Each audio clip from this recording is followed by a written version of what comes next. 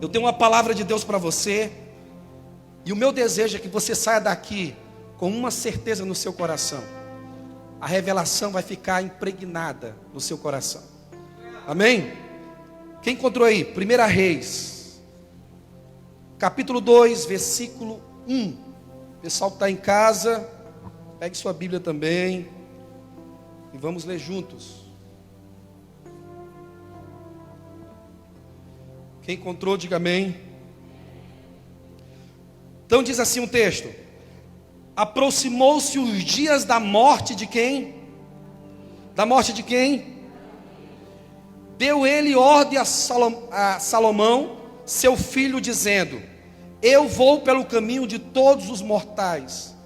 Coragem, pois se tu homem, guarda os preceitos do Senhor teu Deus, para andares nos seus caminhos, para guardares os seus estatutos, e os seus mandamentos, e os seus juízos, e os seus testemunhos, como está escrito na lei de Moisés, para que prosperem tudo quanto fizeres, e por onde quer que fores. Versículo 4.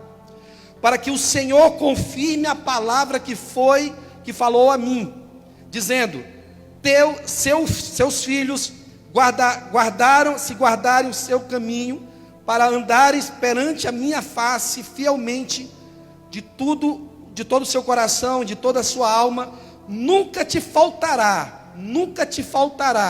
sucessor ao trono de Israel. Amém?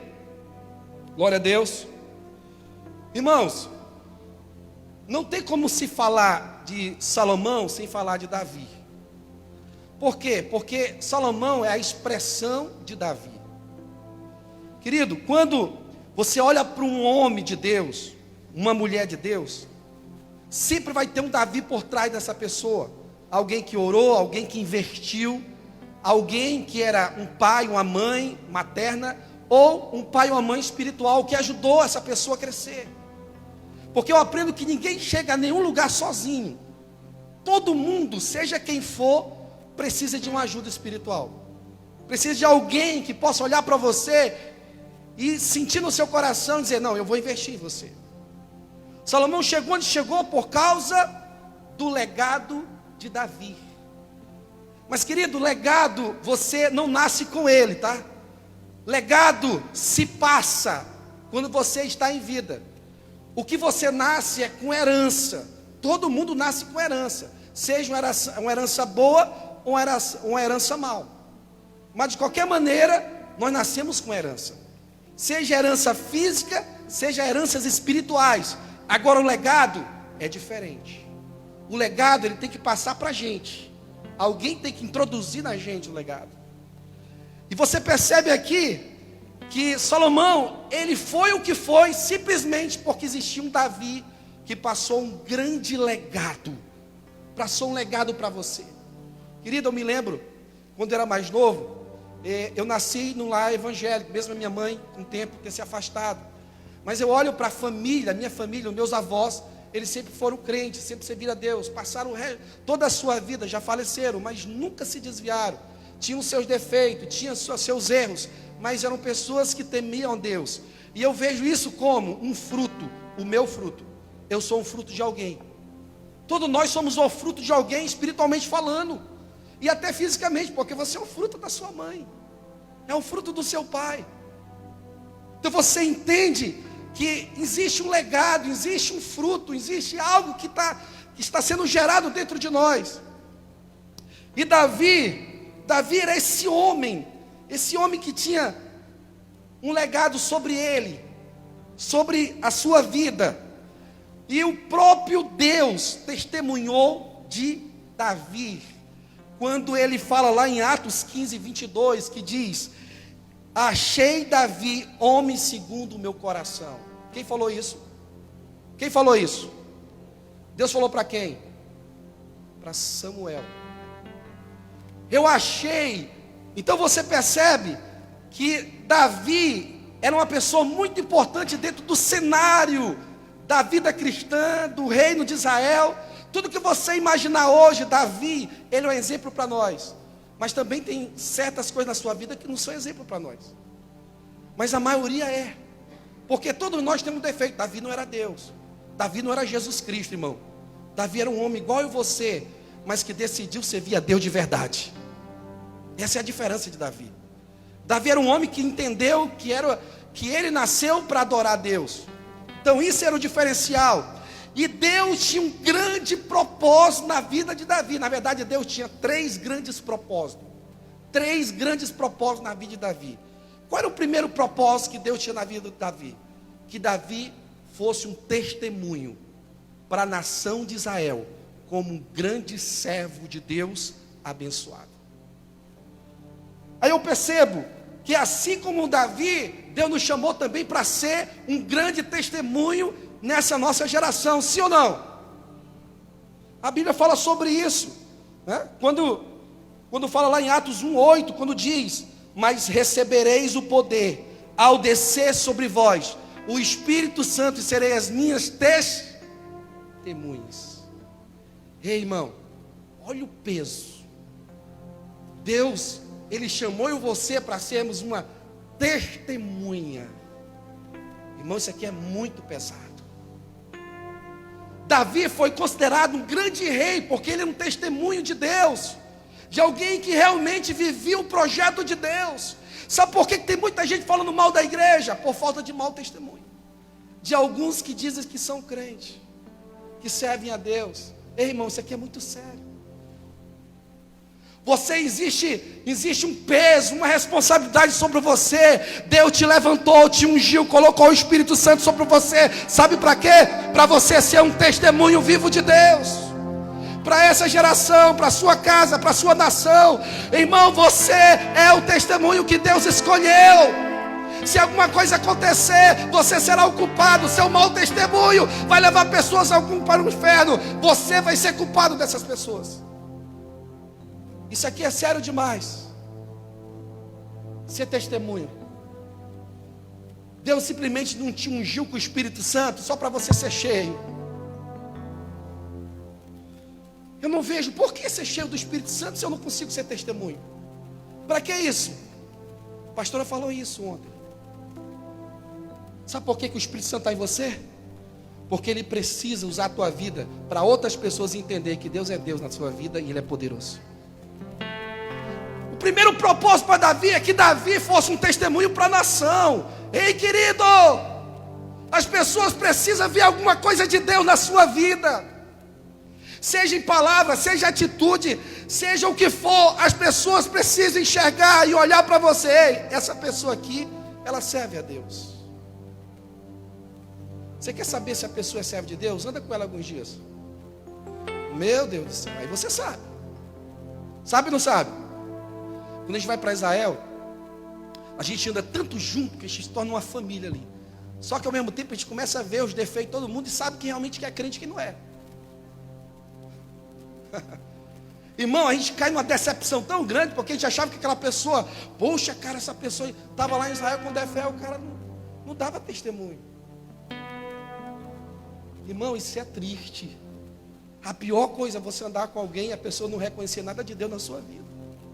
Às vezes a pessoa tem uma aparência de você, poxa, um grande santo homem de Deus, mas na verdade quando você anda com ele, você vê que ele tem mau testemunho.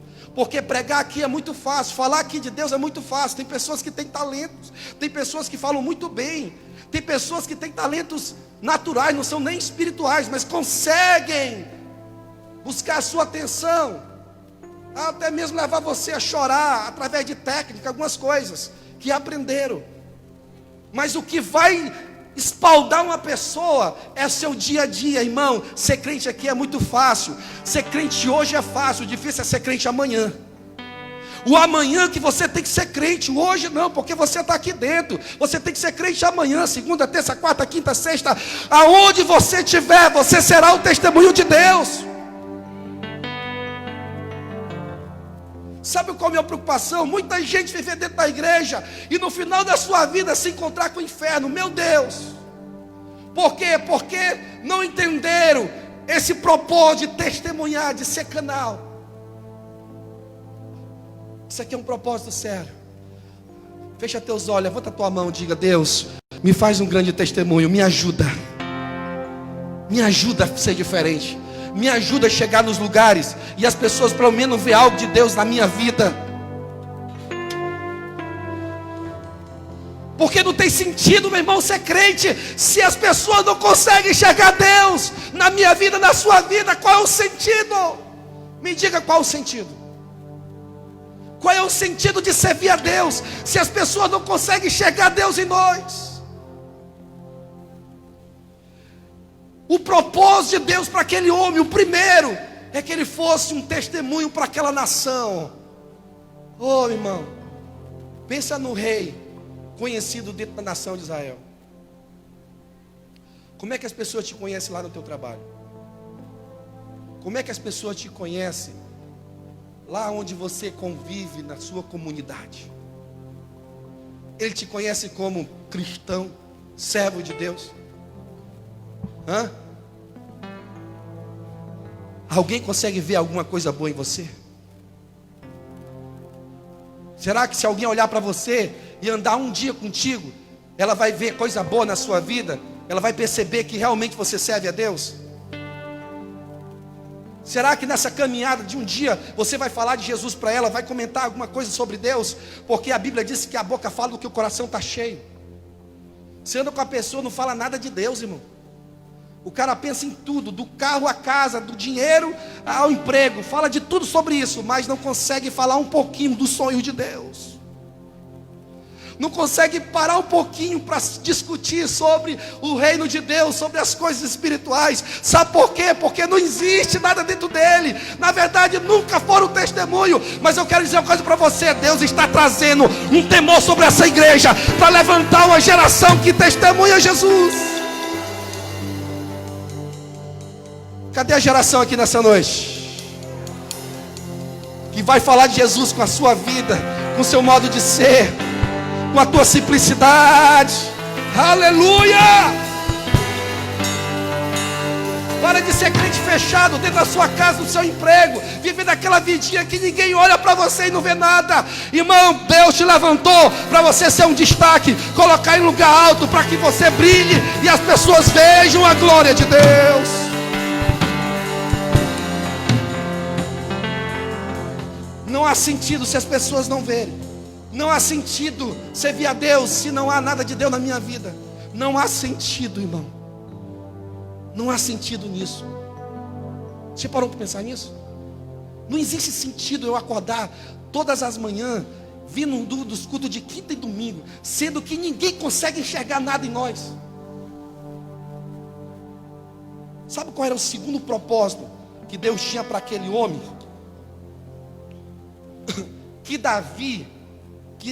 Aquele homem que era Davi, o segundo propósito que Deus tinha sobre ele, Davi se tornasse um grande guerreiro. Agora imagina uma coisa: pastor, guerreiro de quê? Que guerra é essa? Irmão, guerra contra o pecado, guerra contra essa ideologia maligna que tem atingido as redes sociais, guerra contra o diabo. Se isso não for guerra, não sei o que é guerra. Porque se tem uma coisa que nós passamos, são guerras, sim ou não? É guerra por todos os lados, é tanta coisa querendo nos desafiar, tanta coisa querendo nos tirar do propósito, sim ou não? Isso é guerra. Então, Deus tinha um propósito de ele ser um guerreiro, alguém que lutasse, alguém que se levantasse. E sabe o que a Bíblia diz em 2 Timóteo 2,4? Diz assim: nenhum soldado em serviço se embaraça com as coisas dessa vida, antes o seu prazer é agradar aquele que o listou. Agora imagina uma coisa, ele diz assim: nenhum soldado em serviço. Enquanto você tiver vida, servo de Deus, você está em serviço. Ah, pastor, eu já passei minha guerra, eu vou ficar por aqui, vou descansar. Não, enquanto você estiver em vida, você está em serviço. Você só para o seu serviço quando você morre. Nós chamamos de descanso eterno. Enquanto você tiver vida, você tem que estar lutando. Você tem que estar batalhando. Davi era pastor de ovelhas, mas Deus tinha chamado ele para ser guerreiro.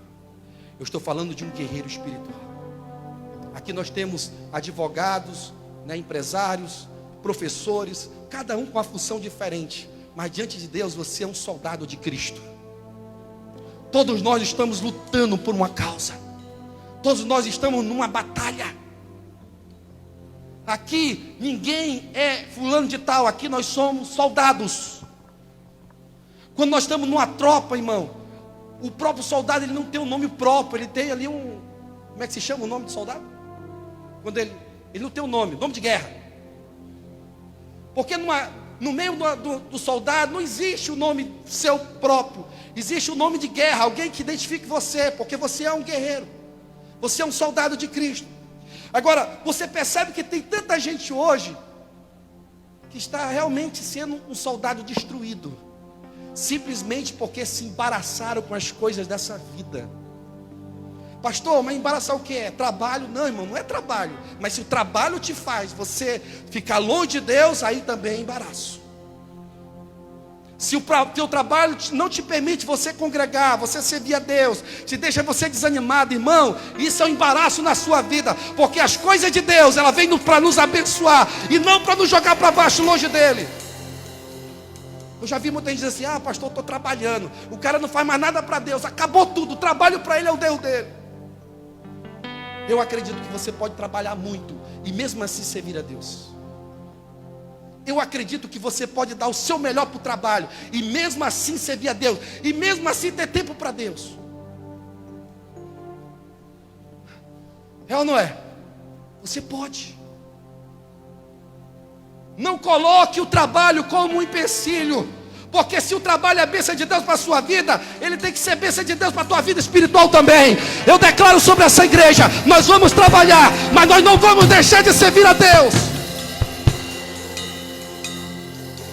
Trabalho que nos afasta de Deus, irmão, isso se chama maldição. Escute, trabalho que te tira da presença de Deus, isso se chama maldição.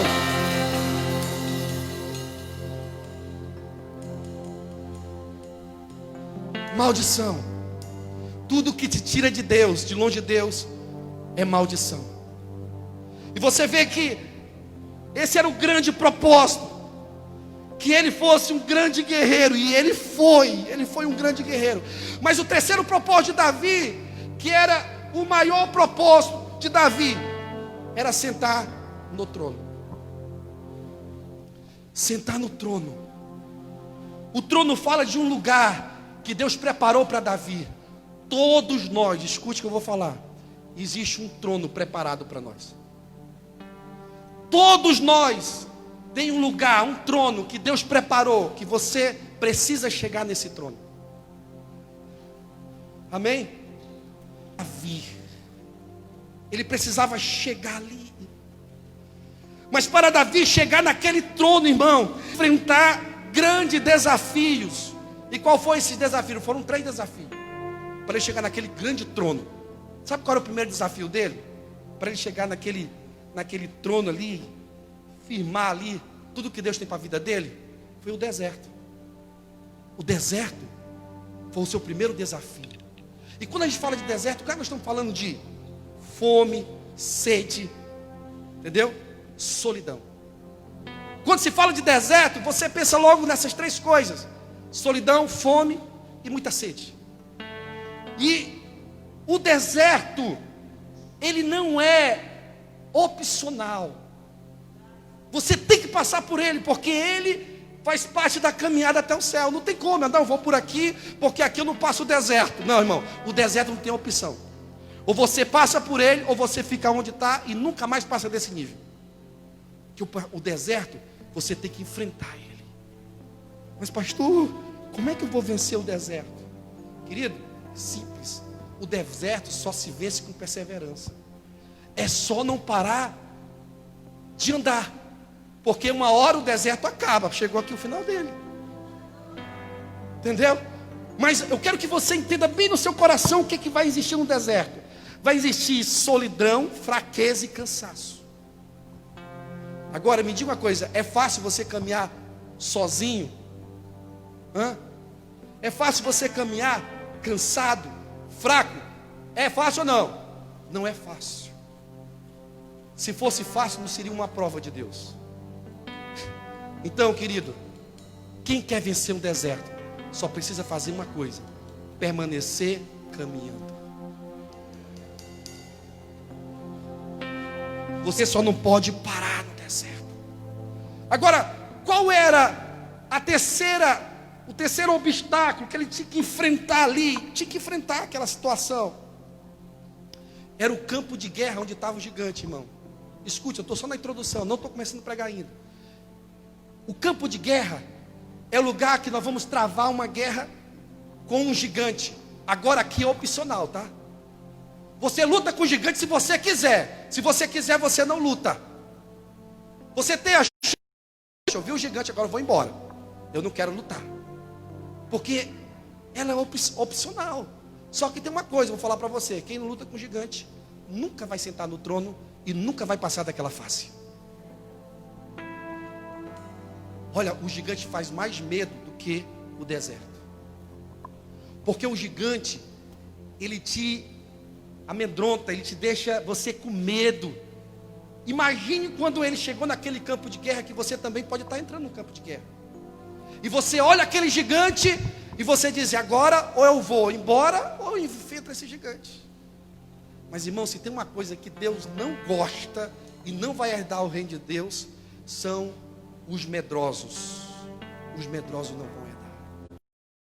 E Davi, ele entendeu isso. Por isso que antes de você entrar no campo de guerra, você precisa entender que você é um guerreiro. Cadê os guerreiros aqui dessa noite? Quem pode levantar a mão aqui? Quem não vai parar diante do gigante? Pode ser opcional, mas nós não vamos parar. Tem coisas que Deus deixa você decidir, mas Ele não está dizendo: ei, não é para você parar. Ele está mandando decidir, porque Ele deu para você o domínio próprio, para você escolher o que você quer. Então nós vamos vencer o gigante, amém? Levante sua mão. Nós vamos vencer o gigante. Nós vamos vencer o gigante. Gigante não é problema para nós, porque é o Senhor dos senhores, é muito maior, e diz a Bíblia que Ele é o Senhor dos exércitos. Ele é o Senhor.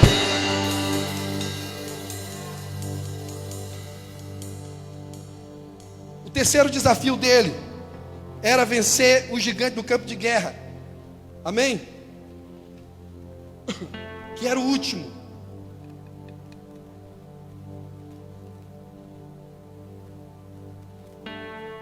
Amém? Glória a Deus. Deixa eu só me achar aqui. Aleluia. Glória a Deus. Amém.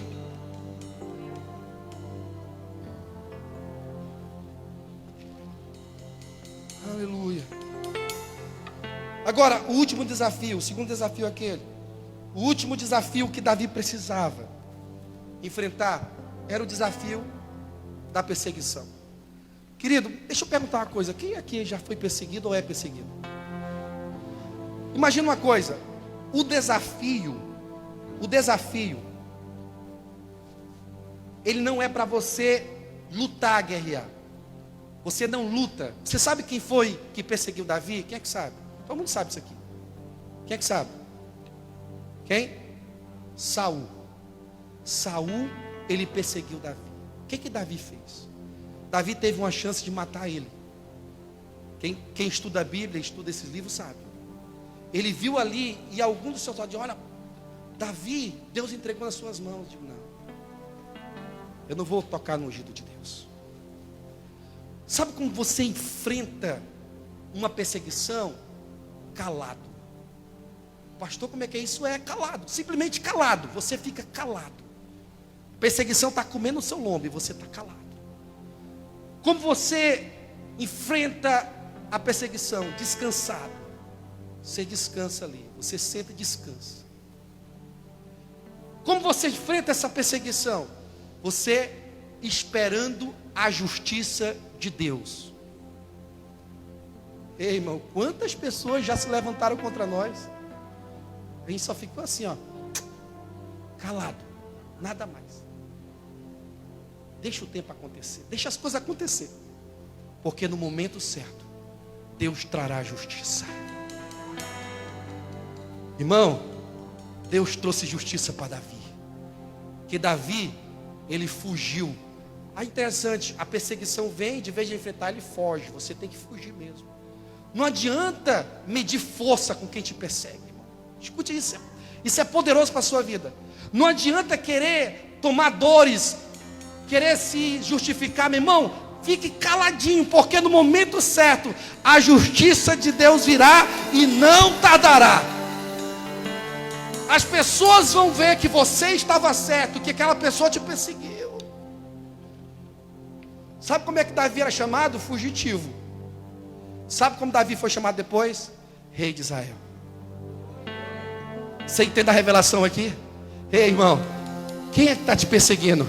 Levanta a mão para o céu, só adora ao Senhor, descansa, porque a justiça está vindo lá do céu. Deus dará a justiça para você. Não tenha medo de perseguir. Levante a mão direita assim. Diga assim: pode vir perseguição. Pode vir. Eu vou descansar em Deus. Cadê os que vão descansar? Você pode dar um grito de júbilo nesse lugar. Deus fará a justiça por nós. Deus fará a justiça por nós. Deus fará. Aleluia.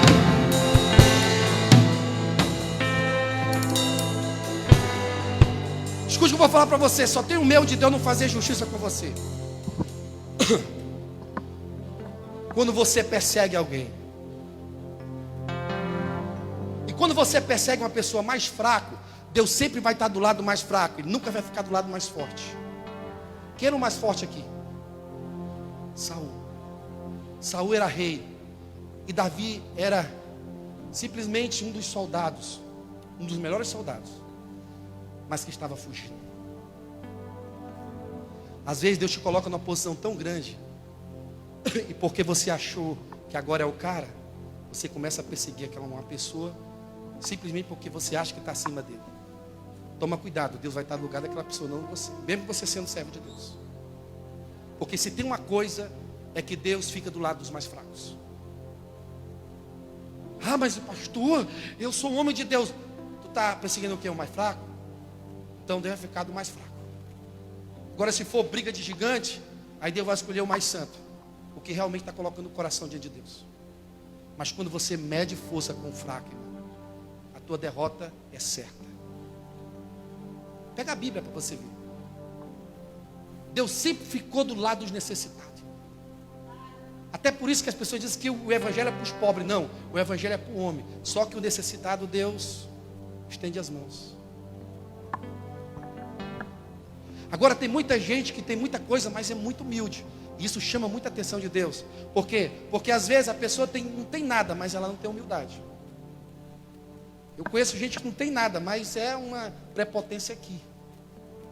Eu não consigo entender. Deus nunca estará do lado de uma pessoa dessa. Ah, mas ele é pobrezinho. Não, aí investiu o entendimento. Aqui já é uma questão de entendimento errado. Não é porque a pessoa é pobre ou não tem muita coisa, porque pobre mesmo é o diabo. Todo mundo consegue alguma coisa na vida, sim ou não? Todo mundo consegue. Mas a questão toda é que essa pessoa, ela é miserável de espírito. A palavra é essa. É mais forte, mas é. Porque mesmo ela não tendo tanta condição, ela se acha que está acima das pessoas. Ei, Deus. Coisa que Davi dava de letra nisso aí. Um homem que se levantou, Deus levantou ele, se tornou um grande guerreiro, depois virou rei. E mesmo assim, Davi tinha um coração diferente. As pessoas amavam estar do lado de Davi. Irmão, ninguém ama estar do lado de alguém ignorante, alguém prepotente, alguém que olha para você de cima para baixo, achando que você não é nada. É ou não é? Ninguém olha. Ninguém quer ficar do lado de uma pessoa dessa. Todo mundo quer estar do lado de Jesus. Só que uma coisa, ser humilde não é falar a verdade, tá? Aí eu vou ficar do lado do rapaz porque ele é tão humilde que ele não fala nada para mim. Isso não é humildade, isso aí é omissão. A pessoa está omitindo para você, não está falando a verdade. Por isso que você não muda de vida. Ei, meu Deus. Você está entendendo? Amém? Se tem um desafio que você tem que ficar só esperando Deus, se chama perseguição. Quem crê, diga amém. Diga eu creio, Jesus. Irmão, você sabe que Davi chegou ao trono. e se tornou um grande rei. Não existe um rei em Israel que amasse mais a Deus do que Davi. Davi era diferente. Davi era uma pessoa que amava o Senhor. Querido, Davi, ele era uma pessoa que expressava alguma coisa de Deus toda vez que você conversava com ele. E você percebe pelos seus liderados. Querido, eu queria falar uma coisa para você. Davi, ele estava chegando já na sua velhice. Aqui eu começo a mensagem de hoje. Ele chegou na sua velhice, lá estava ele. E Deus tinha profetizado, através do profeta Natã, que um dos seus filhos seria o seu sucessor. E aí você vê que naquele momento ali, um dos seus filhos ia ser o sucessor, mas Davi, pela lógica humana, tinha que ser o mais velho. E Salomão era quem? Era o mais novo. Sabe o que eu aprendo aqui? Deus, ele confunde a ótica humana. Às vezes nós achamos que não somos capazes, sendo que Deus olha para você e ele vê a capacidade maior daquele que você acha que é capaz. Nem o rei daqueles era capaz de ficar no lugar do seu pai, porque Deus estava sondando cada um deles. Será que Deus não sabia que era o melhor? Agora, engraçado, aqui tem uma analogia também com o próprio Davi, porque Davi era o menor da sua casa. Deus está confundindo os sábios, irmão, porque aquela pessoa que não se acha é aquela que Deus quer. Quando a pessoa se acha demais, tem alguma coisa errada no coração dessa pessoa. Percebeu isso? Quando a pessoa se acha demais, não, peraí, eu sou o cara. Ei, toma cuidado. Tem alguma coisa errada nessa história. Então, naquele momento, quando Davi entrega o trono para o seu filho, ali estava terminando um ciclo de guerra, um ciclo de muito sangue, irmão. O governo de Davi foi um governo regado de muito sangue e guerra. Era guerra contra os inimigos de Israel, era guerra no meio do seu governo, era guerra no meio da sua família. Pensa que tipo de guerra era aquele. Mas naquele momento que ele passa o ciclo para o seu filho, termina aquele ciclo velho para começar algo novo sobre a história de Israel. E para você entender sobre essa questão de ciclo, Deus, ele pegou a terra, ele pensou em construir a terra e disse, não, peraí, eu vou fazer a terra em 7 ciclos, que nós conhecemos como dispensação. Já falei isso aqui. Simplesmente Deus pegou a terra, criou o homem e tudo, digo, não, eu vou dividir, porque Deus, ele gosta de fazer isso. Porque ele trabalha sempre com um renovo, um novo tempo, então ele vai fazendo coisas novas. Você sabe que esse ciclo, para quem é estudioso em teologia, isso aqui é uma curiosidade para você. Deus, ele divide a terra em 7 ciclos, que nós chamamos de tempo de dispensação.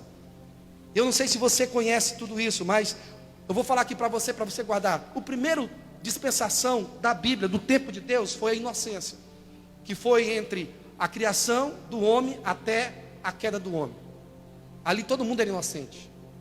Depois veio o segundo dispensação, que é a da consciência, que foi da queda do homem até o dilúvio.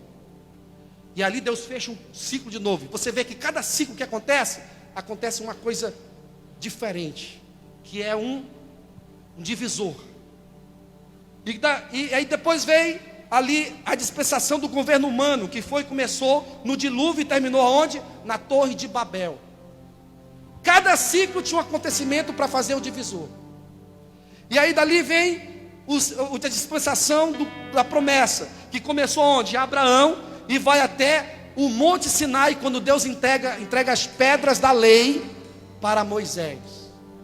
Aí vem depois o próximo ciclo. Qual é? O ciclo, a dispensação da lei, que vai do Monte Sinai até a morte de Jesus. Depois da morte de Jesus e ele ressuscita, vem o ciclo da graça que nós estamos vivendo agora. E esse ciclo vai da morte e ressurreição, que já aconteceu, até a volta de Jesus. Só que existe um ciclo lá na frente que ainda vamos viver, que é o ciclo do milênio. Dispensação do milênio. E isso começa como? Com a vinda de Jesus e vai até o final dos 1000 anos de governo de Cristo. Você percebe que existe sempre ali alguma coisa que vai acontecer. Sabe o que eu entendo aqui, irmão? Essa pandemia, essa quarentena veio para marcar um ciclo para nós. Quem sabe você estava lá, diante da pandemia, da quarentena, vivendo uma vida regada, sem compromisso com Deus. De repente vem tudo isso, você caiu em si. E você entendeu que é hora de mudar. É hora de se levantar. Ei, irmão, nós estamos vivendo um ciclo de Deus nesse lugar.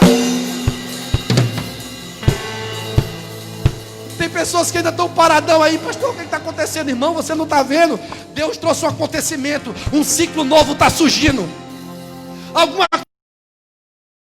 Deus está começando algo novo. Porque tem um divisor aí. Aonde tem um divisor, é um sinal que Deus quer fazer algo diferente. É um sinalzinho de Deus. Uma doença que chega na tua casa. Uma luta que aparece do nada. Algo que acontece e você fica, meu Deus, o que está acontecendo? É um divisor, é um sinal. É Deus dizendo assim, ei, eu estou mudando aí, ó. Eu estou só trocando o ciclo. E toda vez que Deus trocava um ciclo, era para algo maior, não é para algo menor. Você vê que ele vem da consciência e tal, de repente chega na lei da graça, e depois vem do arrebatamento. Ei, Jesus, levante sua mão nessa noite. Não sei qual é o ciclo que você está passando e aonde Deus quer te levar, mas Ele diz para você nessa noite, ei, tem um divisor na tua vida. Eu farei coisas novas. Eu farei coisas novas, diz o Senhor. Oh, aleluia. Oh, Deus, Santo Deus. Escute.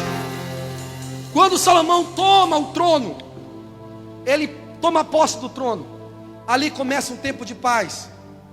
E você sabe que a vida do homem, ele se resume em 2 tempos: tempo de guerra, tempo de paz, tempo de guerra, tempo de paz. Uma hora você está no tempo de guerra, outra hora você está no tempo de paz, sim ou não? Tem hora que você acha, poxa, agora acabou tudo, lá vem outra. Mas irmão, ninguém vive só em tempo de guerra não, tá? Não, o cara não aguenta, morre, dá um ataque no coração.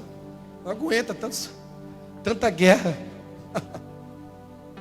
Então, naquele momento Deus disse, eu vou dar um refrigério para Israel. Davi lutou tanto. Davi viu sangue na mão. Salomão, no teu governo não haverá guerra, paz. Você vai prosperar, você vai crescer. Será um tempo que as nações vão vir para ouvir você. Você entende como é que é o tempo de paz? No tempo de paz você chega nos cantos, as pessoas param para te ouvir. No tempo de paz, você vai no banco, tem dinheiro, porque você sabe que Deus deu paz para você. No tempo de paz, você sabe que você pode correr, porque você não vai cansar. Seu coração está bem, tem saúde sobre você, é paz. Então esse é o tempo. Para algumas pessoas está começando um tempo de paz, mas para outras está começando um tempo de guerra. Mas de qualquer maneira, todo tempo é bom. Claro que se eu for dizer, quem quer escolher o tempo de guerra ou o tempo de paz? Quem quer o tempo de guerra aí, levanta a mão. Quem quer o tempo de paz aí, levanta a mão.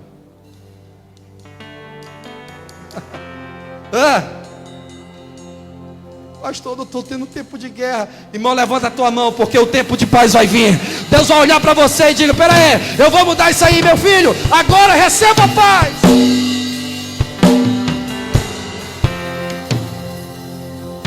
Sabe o que deixa você alegre no tempo de guerra? Em você saber que vai vir um tempo de paz. Entendeu? A gente chora, né? A gente é peão mesmo, a gente chora mesmo. Mas o tempo de paz chega. Ao tempo de paz você tem condição para ir para Israel. Tempo de paz você pega a sua família, vamos no melhor restaurante aqui. Tempo de paz você chega em casa, não tem aquela confusão, tudo é paz. A esposa ou o esposo já está te esperando, porque sabe que é um tempo diferente. Pastor, não estou vivendo isso, então espera aí. Desanima não. Esse tempo virá. O cristão tem esses 2 tempos.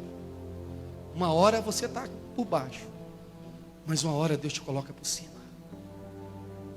uma hora Deus te levanta, uma hora Deus te exalta. Você entendeu? Então ele trouxe aqui um tempo de muita paz. Agora, deixa eu falar uma coisa para você.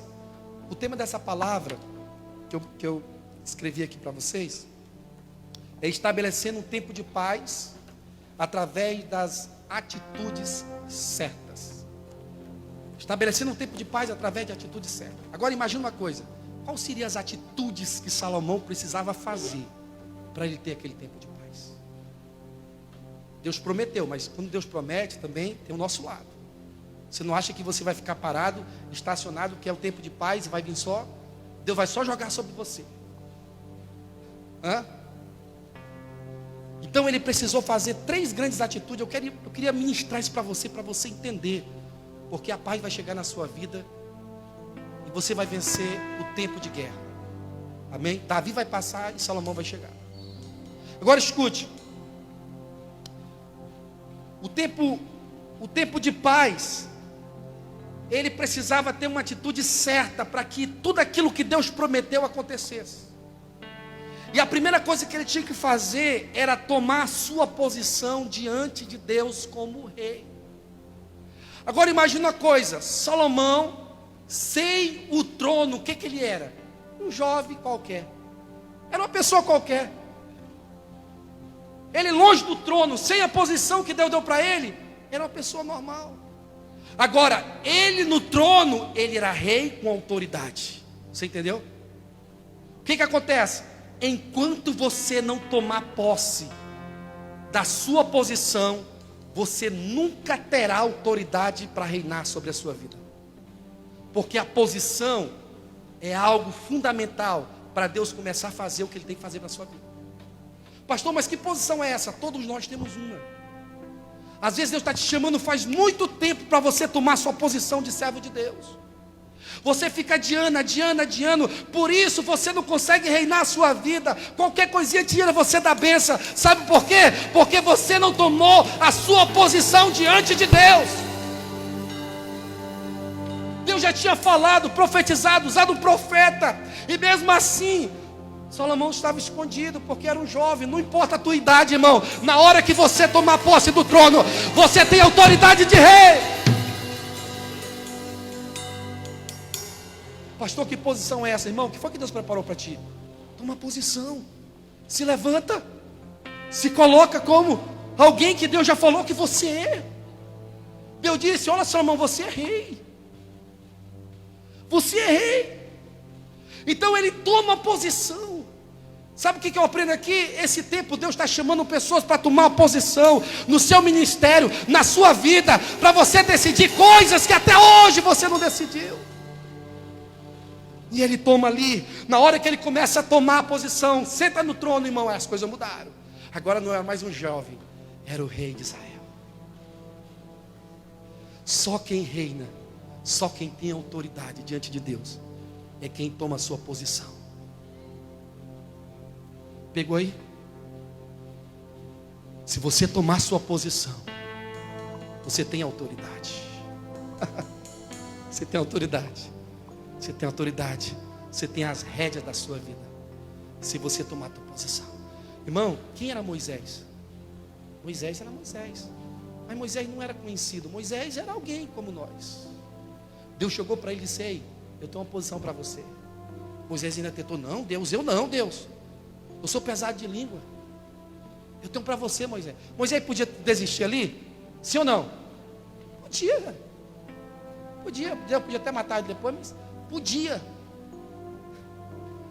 Mas quando ele toma a sua posição, quem era Moisés? Libertador de Israel. Moisés, fora da posição, era um fugitivo que tinha matado um egípcio, escondido numa caverna, escondido nas montanhas, lá no rumo do Monte Sinai. Mas na hora que ele toma a posição, irmão, ele era o libertador, figura de Jesus Cristo, alguém que ia libertar pessoas. Tu está entendendo? Deus vai te levantar nesse lugar em nome de Jesus. Quando você tomar a posição, meu Deus, Ele vai fazer coisas tremendas através de você.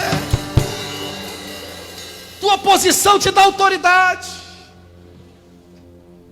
Você quer ver uma coisa? O presidente, quando ele ganha, irmão, ele senta ali, coloca aquela faixa, acabou, irmão. Agora ali, ele manda na nação. Espiritualmente, quando você senta no trono, coloca a faixa, Jesus Cristo, teu Senhor, aquele que te levantou, aí os demônios vão ter que se curvar. Aí as pessoas vão ter que olhar para você e dizer: epa, tem que respeitar o pastor Átila. Ele não é mais aquele meninozinho do passado. Ele é pastor hoje. Porque a posição te dá autoridade, te dá moral. O Moisés que saiu fugido, chega agora com um cajado na mão. Meu irmão, olha que cajado violento. Quando ele chega lá, conversa, ele vai direto com o faraó. Olha o cara como era atrevido. Ele foi no faraó. Irmão, ninguém chegava perto do faraó não. Se chegasse era para morrer. Não era qualquer badé que chegava na frente do faraó. Agora não. Agora ele estava com uma posição. Com um cajado na mão. Eu acho que quando ele chegou com aquele cajado, até riram dele. Vem cá, Moisés, agora tu é o pastor de ovelha? É, eu sou. Mas ele não sabia que aquele cajado era a autoridade que estava sobre a mão dele. Sabe o que é o cajado seu? É a palavra. Você tem posição, você precisa ter palavra. E quando ele chega ali, ele diz: ei, o Senhor mandou tirar todo mundo daqui. Vamos adorar tudo no deserto. Quem é tu, meu irmão? Ah, é? Peraí. Aí ele pega o cajado. Quando o diabo falar, perguntar quem é você, você só mostra o cajado de Deus na sua vida. Esse cajado, ele tem medo, irmão. Mas sabe que Satanás, ele é tão atrevido que mesmo você mostrando um cajado, aí ele vai para cima, aí você faz um milagre, aí vem, não, ele faz outro, até ele cair no chão e ficar prostrado. Porque o último cajado, a última praga que Moisés mandou ali que Deus mandou através de Moisés, meu irmão, foi para dar o checkmate. Tem hora que o diabo vai começar a se levantar de certa maneira, atingindo seus filhos, atacando a tua casa, mas vai chegar uma hora que você vai levantar esse cajado, vai ser um checkmate nele. A bênção vai ser completa na tua vida. Aleluia! Quem crê, levanta a tua mão. Vai chegar o momento que você vai levantar esse cajado e vai ser o final dessa guerra no nome de Jesus. Aleluia! Eita, cajado de Deus. Quem tem cajado aí, levanta a mão. Existe um cajado na sua mão, irmão, e tem autoridade de mudar destinos. Oh, xarabalabaçô de carabachai. Aleluia. Quem tem um cajado não tem medo do diabo de Faraó. O cajado é a garantia que Deus vai te dar vitória. Aleluia.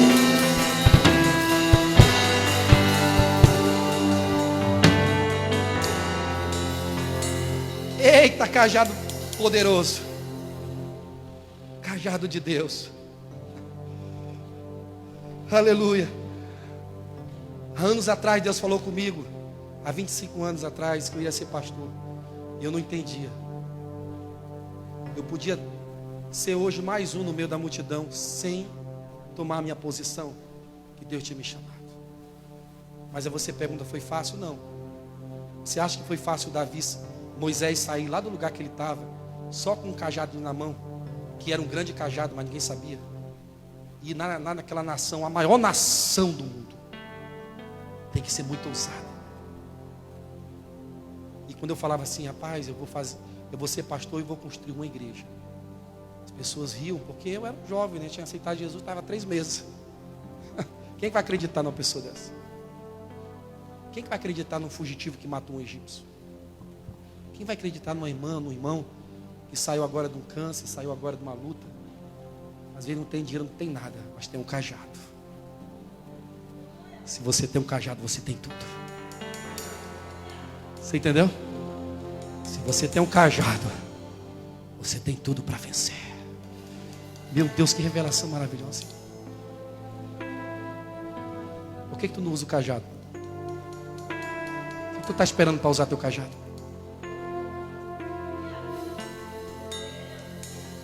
Moisés, o que é que tem na tua mão aí, Moisés? Deus, os egípcios estão me buscando, estão vindo atrás da gente, o mar está aqui. Levanta o cajado, Moisés. Quando Moisés levanta o cajado, o mar se abre, o povo vê a glória de Deus, porque esse cajado Deus entregou para nós. Usa ele, meu irmão. Hoje você vai sair daqui usando o cajado de Deus, porque você entendeu que Deus te deu uma posição nele. Aleluia! Oh, Deus! Oh, Jesus! Aleluia. Sabe qual foi a segunda atitude de Salomão para ver um tempo de paz? Escute o que eu vou falar para você. Eliminar todos os obstáculos que tinham na sua frente.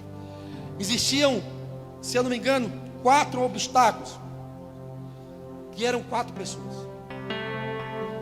Que eram os obstáculos? Vamos lá. Joabe, general do exército do seu pai.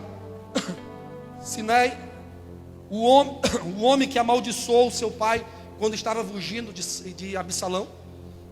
E Abiatar, que era um sacerdote no reino do seu pai. Olha só, gente importante, tá? E Adonai, que era seu irmão mais velho, que queria o reino para ele. Era impossível ele governar com esses 4 obstáculos. No dia que Davi estava para morrer, ele disse: olha, resolve esse problema. Resolve esse problema. Eu não queria ler aqui porque ia ficar muito longo, mas ele fala sobre o nome dos 4. Você precisa fazer isso em cada um. Porque se você não fizer, não verá paz no teu governo. Sabe o que eu aprendo aqui? Que eu e você, para viver esse tempo de paz, nós temos que começar a arrancar os obstáculos. Que obstáculo, pastor? Quem sabe não é uma pessoa, mas é um pecado de estimação, que você precisa tirar ele do meio para você avançar. Coisa que você guarda muito tempo, que você tem vergonha até de falar. É um obstáculo gigantesco. Quem sabe esse obstáculo aqui é o Joabe, porque fala de exército. Se tem uma coisa que nós lutamos é contra o pecado. É ou não é? Então você vê que existe um Joabe querendo te travar. Mas quem sabe também que seja o teu obstáculo, seja uma pessoa que só te leva para o mau caminho. As conversas dessa pessoa só para destruir você, para colocar você contra Deus. Essas pessoas são maldição na sua vida. Elas não são amigo. Quem sabe essa pessoa pode ser o Simei, né, que maldiçoou o pai. Sabe por quê? Porque ele não queria ver o Davi sendo feliz. A pessoa que está do seu lado quer ver o seu mal, ela não quer ver você feliz. Ela diz que é amigo, mas não é amigo. Às vezes ela quer o seu marido, às vezes ela quer a sua posição, às vezes ela quer a sua unção, às vezes ela quer aquilo que você tem. Mas ela não tem condição, por isso ela só te amaldiçoa. Ela diz que é teu amigo. Porque no momento quando ele recebeu o trono ali, ele foi conversar com esse meio. E ele fez uma coisa para ele: olha, não saia daqui onde você mora. No dia que você sair dessa cidade, você morre. Não, meu rei, eu vou ficar aqui, meu rei. Olha a falsidade dele. No momento que ele viu a oportunidade ali, sei lá, e saiu, morte na certa. Fuja desses amigos, irmão. Fuja daquele que fala mal da liderança. Fuja daquele que não tem aliança com Deus, que não tem aliança com ninguém. Meu irmão, fuja! Porque vai manchar teu ministério. Se tem uma coisa que eu fugi, foi dessas pessoas na minha caminhada, porque não me acrescentavam nada. Se liga em pessoas que conhecem Deus. Epa, não sai agora. Deus vai falar com você. Fique aqui, porque o Senhor está te levantando para você viver com pessoas que realmente conhecem Deus. Então, pode ser que seja pessoas que estão tirando o propósito do seu coração. E quem sabe é o diabo que você precisa arrancar, tirar da sua vida, que tem te afligido. Ou pode ser lugares que você anda que não são bênção para a sua vida. Lugar carregado, irmão. Você chega aqui na igreja, você recebe de Deus, pula, fala em língua. Aí você vai para um lugar, irmão, que você sabe que é carregado. E chega ali, você é contaminado. Você sabe que o Espírito Santo não contamina ninguém. Contaminação fala de coisa ruim. O Espírito Santo enche a gente. Então, você é contaminado em lugares. Fuja desses lugares. Quem sabe esses lugares que você tanto venera ali, tanto gosta desse lugar, é o Abiatar, o sacerdote, que fala de adoração. Tem gente que adora estar no meio de uma esquina, tomando tereré, falando só asneira. Estão perdendo tempo. Deus está voltando e ele está ali. O ministério dele não cresce, atrofiado. Por quê? Porque ele só pensa nessas coisas. Por isso que não cresce. Mas eu creio que a Tenda para as Nações é uma igreja que entende o propósito. Amém? Vamos tirar os obstáculos, porque o tempo de paz virá. Não tenha medo de mudar. Não tenha medo. Levante a mão, levante a mão, levante a mão. Não tenha medo. É hora de decisão. É tempo de decidir o que você quer. É tempo de decidir o que você quer. Oh, aleluia. Glória a Deus. Aleluia. A terceira atitude de Salomão era construir um templo para Deus. Irmão, quando fala construção, fala de intimidade com Deus. Fala de você construir um mundo espiritual para você. Então, quando ele decide construir um templo, Deus se agradou mais dele. Você sabe quem queria construir o templo era Davi. Mas Deus disse, não, você tinha sangue na mão. Quem vai construir vai ser o seu filho, porque não vai ter guerra. E quando você diz construir um templo, você está construindo uma vida espiritual. Uma intimidade. Irmão, esse é o tempo de você construir algo em Deus. Não ser somente a professora, mas a serva do Altíssimo, que tem intimidade com Deus. E Deus usa em profecia, usa, meu Deus, em revelação, usa em autoridade, que tem uma palavra revelada. Construção de um templo. Construção de um templo. E a última atitude dele, para ele viver os tempos de paz, tempo de muita paz, era pedir sempre para Deus as coisas certas. E a primeira coisa que ele pediu, todo mundo sabe disso, ele pediu o quê? Sabedoria. Quem tem sabedoria tem tudo. Quem tem sabedoria nunca errará de uma forma que possa destruir a vida dele. Pode errar, mas não pode destruir. Por quê? Porque a sabedoria, ela vai guardar a minha vida e a sua vida. Porque você vai tomar as decisões certas. Irmão, quantas pessoas de Deus que Deus trouxe aqui para o ministério andaram do nosso lado, pessoas que a gente enxergava um ministério lindo, mas muito lindo, mas por falta de sabedoria, de uma certa maneira, fugiram e foram embora, e hoje estão pagando um alto preço, simplesmente porque ele sabia que era para estar aqui conosco crescendo, mas simplesmente não teve sabedoria de Deus para tomar a decisão certa. Estão sofrendo por causa disso. Mas pastor, é só aqui? Não é porque aí aqui, mas tem lugar que Deus revela, Deus fala. Irmão, se você vem para a igreja e aí você começa a crescer aqui, Deus começa a te honrar, e Deus fala, você vai crescer, vou te honrar aqui nesse lugar e tal. Aí de repente você sai daqui, vai para outro lugar, você acha que ele não está tendo falta de sabedoria? Ele está quebrando um ciclo na vida dele, um ciclo que não pode voltar mais. Existem decisões que elas são, que é a palavra? Irreversíveis. Entendeu? Não tem como voltar mais. Tem algumas decisões que é fatal. Tem outras que ainda dá para ter misericórdia. Fica de pé no teu lugar. Levante sua mão de guerreiro aí. Cadê os guerreiros dessa noite? Cadê aqueles que entenderam que Deus te chamou para você entrar no campo de guerra? Quem quer um tempo de paz aí? Quem quer? Quantos vão tomar a posição de rei para reinar sobre a sua vida? Levante a sua mão ao Senhor. Aleluia. Apaga a luz para nós, pessoal. Fecha teus olhos, fecha teus olhos. Eu creio que Deus falou com você poderosamente. E quem não veio, não foi ministrado, mas você que está em casa também foi ministrado. Levante a mão, levante a mão. Hey, hey, hey. Vamos lá.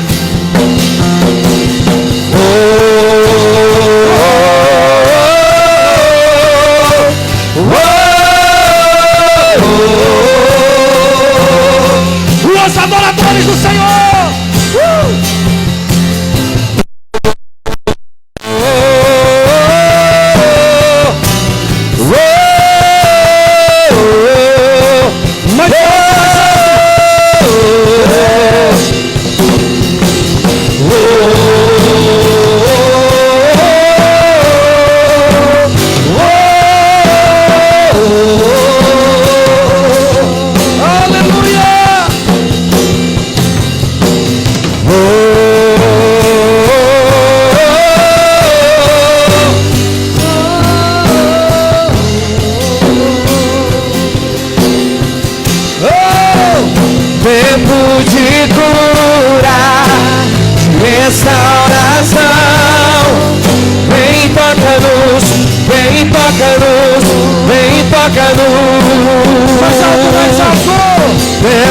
de cura.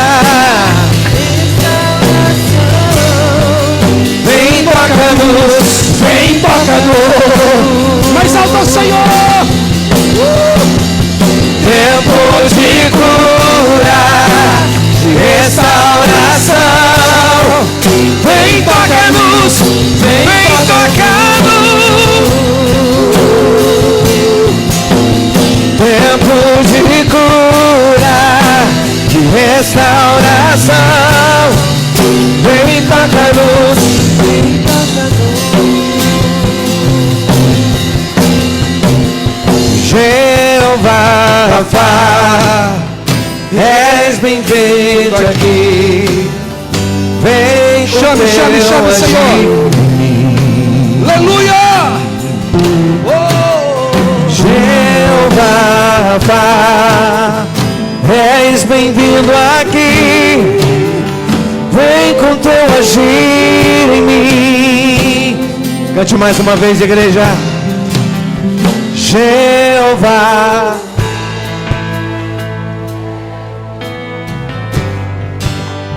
És bem-vindo. Jeová, Senhor. Jeová, quando tu chegas, o ambiente é transformado. Vamos trazer o céu. A doença sara, Trazer o céu.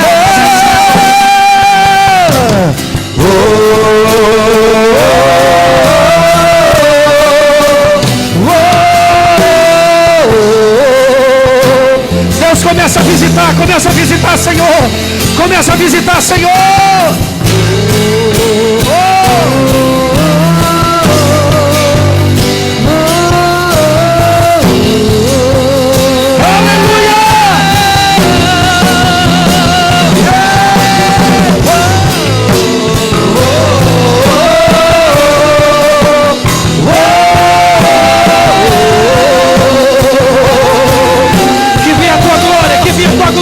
tempo de cura, de restauração.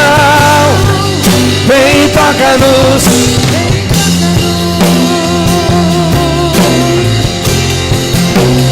Tempo de cura, de restauração. Vem, toca-nos. Vem, toca-nos. Quem tem o cajado de Deus aí? Levanta a tua mão assim. Às vezes nós estamos numa guerra e não entendemos que o cajado está em nossas mãos. Simplesmente nós não entendemos que o cajado é a solução para os nossos problemas. Então hoje você vai usar o cajado. Hoje você vai usar a palavra. E o cajado é toda essa palavra que eu ministrei hoje na sua vida. Ele inclui tudo de um cajado nas suas mãos, aonde você vai declarar, você vai levantar e vai dizer: Deus, eu viverei tempos de paz. E mesmo estando em tempo de guerra, eu não vou parar de guerrear, porque se tem uma coisa que eu tenho certeza, é que o tempo de paz virá. Amém? Então chore na presença de Deus. Veja que teu Deus é bom e é poderoso e misericordioso. Tua vida não foi destruída ainda simplesmente porque Deus disse: epa, esse você não toca.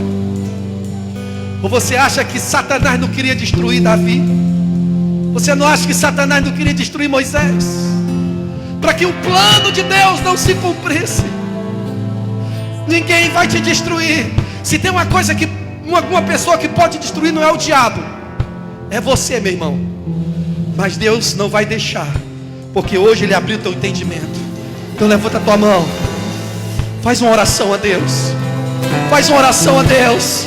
Pede para Ele: Deus, me ensina a usar o cajado. Me ensina a usar, Senhor, a autoridade.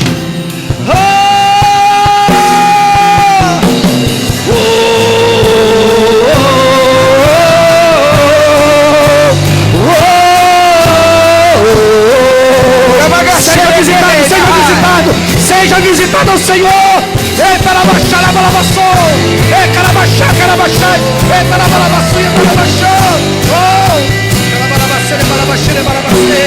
Xerebalabaçu, Carabaxé, Carabaxá. Ei, Parabalabaçu, Carabaxô. Receba do Senhor.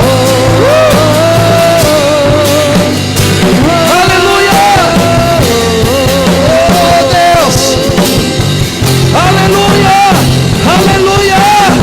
Recebe em nome de Jesus. Recebe em nome de Jesus. Receba. Recebe em nome de Jesus. Recebe em nome de Jesus. Recebe em nome de Jesus. Em nome de Jesus. Em nome de Jesus. Levante a sua mão. Receba. Receba, Senhor. Aleluia. Ele toca-nos, Ele toca-nos. Aleluia. Tempo de cura, restauração. Bora no meio do pessoal. Ele toca-nos, Ele toca-nos. Vou pedir ao Senhor, vou pedir ao Senhor. Intercessores, comece a orar. Ore, ore, ore, ore, ore. Aleluia. Tuas mãos, tuas mãos, tuas mãos. Tempo de cura. Chega apagado. Toca, toca, toca, toca. Senhor, faz o rebuliço. Chega apagado.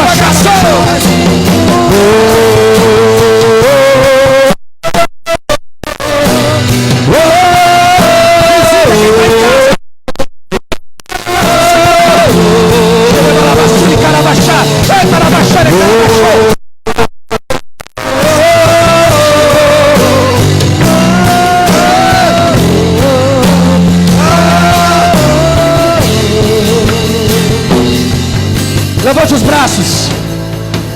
Faz assim. Olha a presença de Deus. Passando sobre os teus braços, entrando no teu coração, te dando força.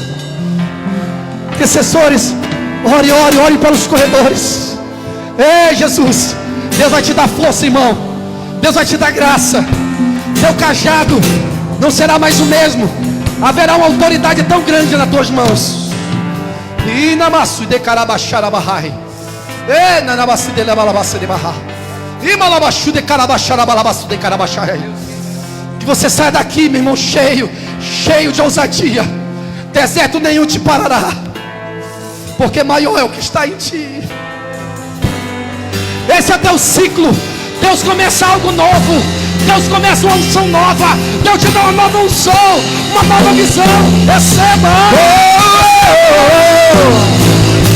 Derrama fogo, Pai.